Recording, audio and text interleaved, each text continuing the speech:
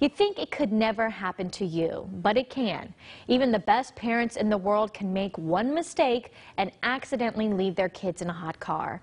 Here to talk about the dangers and give some tips to try to prevent such a tragedy from ever happening, we have Carlos Flores. He is the trauma coordinator for the Pediatric Trauma Center at Valley Children's Hospital. Carlos, so good to see you. Oh, it's good to see you again, especially you and your little one. Well, thank you. Thank you. Yes, kids are precious. Oh, they are.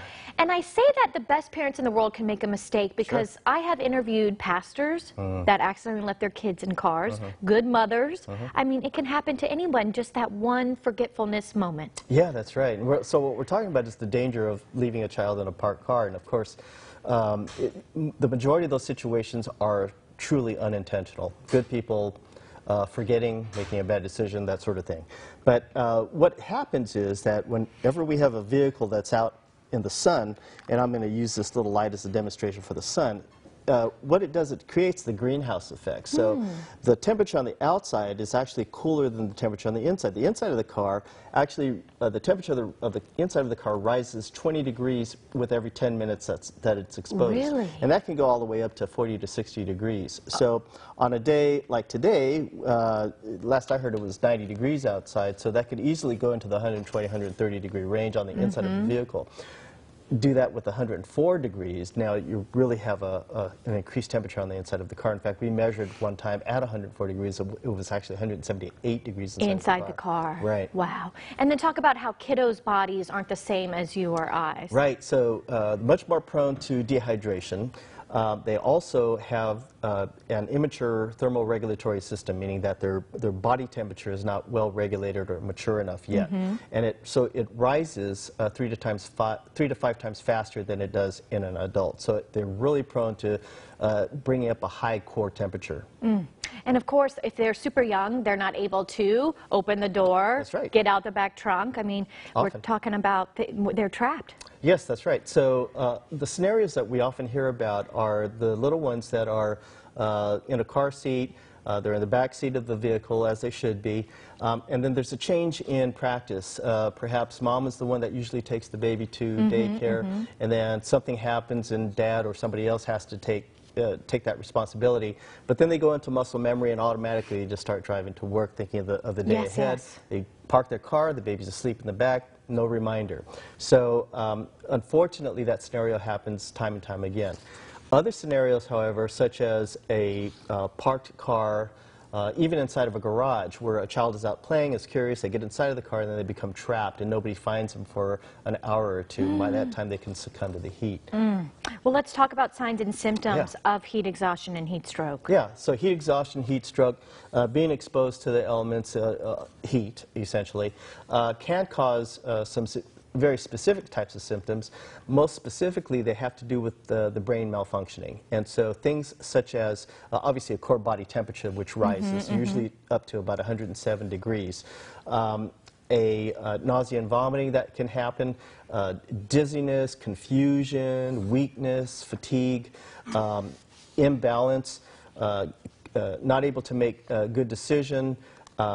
And then in addition to that, it could advance into things like seizure, coma, and then, of course, ultimately death, yes. Oh, it's just so tragic. It is. So in terms of precautions, what do you want folks to know? First of all, don't let children be inside a vehicle at any point by themselves. Lots of different things can happen.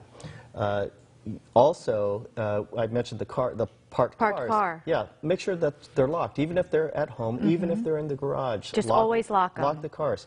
That way the kids don't have access into them. If a child does go missing at home, there are 2 places to look for them first. The first is any open body water, such as a pool or a canal. The second is in all the vehicles that are nearby. Many rescues have occurred because of that.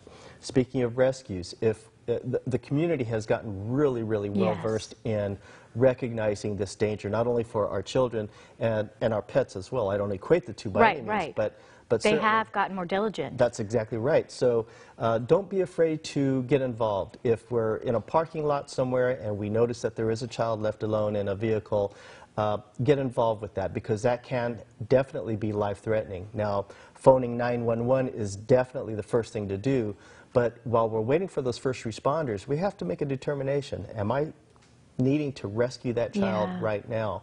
If the child is awake and is crying, you may have a minute or two to wait for the first responders. However, if the child is unconscious, we have to get that baby out. Yes. I also love in terms of precautions, you always tell us this reminder, and I think it's so brilliant, to put your cell phone back where the child is, or put your purse, something that you're going to need when you get out of the car, so that you don't forget little Johnny or Jane in the back, and it's just the little things, a little reminder. Carlos. Or little Carlos. Yeah, so putting a reminder, just as you mentioned, our cell phone, which is, we shouldn't be on the cell phone anyway. Exactly. While we're driving, a purse, a briefcase, anything that will remind us that the child is back, that it'll force us to look into the back. Getting in the habit of checking our inside of our vehicle before we lock. Look before we lock it. Look before you lock. That is a great motto. Okay, so of course, if you see someone you've already mentioned, call 911. You might have to intervene. And then let's say you do get that child out of the car. What do you do then? The obvious things. Put them in a cool place. Bring them into the air conditioning. Take their clothes off. Douse them with cool water. If you have ice available, make some ice packs, put it in their armpits. Underarms? Why underarms? Well, because there are certain areas where the arteries come in close contact, in close proximity to the skin. So, and the armpits and groin area are two of those areas. So as the blood circulates, it cools as it's going through those areas. Okay. Like I said, these are life and death reminders to everybody out there. They are. And I do love this website, kidsandcars.org. They're a great asset. They are, not only for this type of problem, but also for other issues with regards to kids and cars. Yes, so thank you for that reminder. Look before you lock, everybody. Don't forget, the temperatures are so different inside a car than outside. That's absolutely right. And 30 to 40 degrees hotter than the outside temperature. Whew. This can also happen in mild temperate weather, so 80 degrees, 70 degrees, you can still have these problems. Not even if, Mom, you're just stepping out of the car to say hi to your neighbor and the kid's in the car with it not running. Yeah, don't do that, because oftentimes we think it's just a minute, turns into 15 to 20 minutes. Oh, my goodness. Well, thank you so much, Carlos. Always and a pleasure. We appreciate what you do. Kidsandcars.org, everybody, for more information. And, of course, look up Carlos at Valley Children's Hospital. Thanks again. Oh, my pleasure. Have a happy and safe summer. Thank you. Thank and you. blessings to your baby. Thank you so much. Stay with us, everybody. We're back right after this.